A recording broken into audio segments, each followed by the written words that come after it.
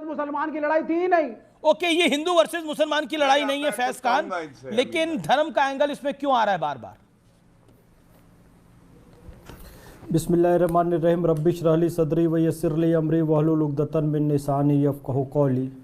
भारत माता की जय, वंदे मातरम। देखिए अमीश भाई, 1962 में चीन ने जब भारत पर आक्रमण किया था तो कुछ लोग थे जिन्होंने चीनी सेना का आरती की थाली लेकर स्वागत किया था, आ जाओ और भारत देश पर कब्जा कर लो।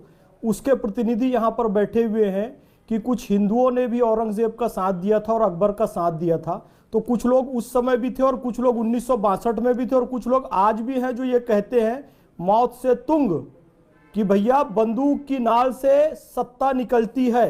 तो ऐसे लोग आज भी हैं, उस समय भी थे, ये कोई बड़ी बात नहीं। अब मैं आता हूं धर्म से क्यों जोड़ा जाता है, मैं आपको बताऊं। इस्लाम के 5 स्तंभ है, कलमा, नमाज, रोजा, हज और ज़कात।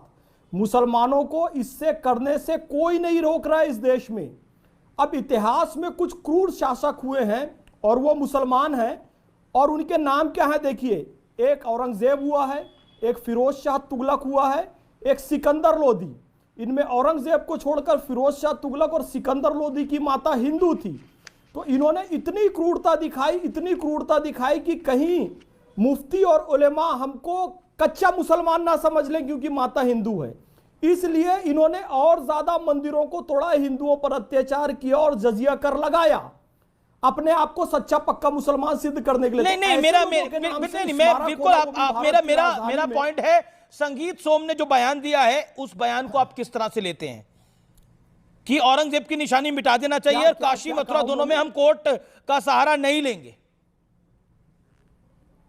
देखिए, मैं बहुत पहले से कहता आ रहा हूं कि छत्रपति शिवाजी के शौर्य का प्रतीक औरंगजेब की कब्र नहीं है, कल्याण का किला है, रायगढ़ का किला है, जिस पर उन्होंने विजय प्राप्त की और छत्रपति की उपाधि धारण की। दूसरी बात, और हम पहले से प्रगतिशील मुसलमान कहते रहे हैं कि जिसका जो हक है वो दे देना इस्लाम हमें सिखाता है।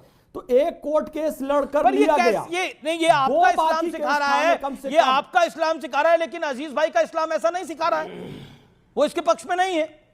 तो हम जो नहीं, इस्लाम अलग अलग नहीं है। पैगंबर हजरत मोहम्मद सल्लल्लाहु अलैहि वसल्लम को अमीन कहा गया, अमानतदार, सादिक कहा गया, सच्चा। यदि स्थान हिंदू भाइयों की अमानत हमारे पास है काशी और मथुरा का, तो मुसलमानों को आपसी समझबूझ से कम 2 स्थान और दे देना चाहिए। नबी की सुन्नत है, अजीज भाई से पूछिए हमारे नबी का नाम अमीन है कि नहीं है, सादिक है कि नहीं है। Okay, Aziz Khan has a response. Okay, Aziz Khan.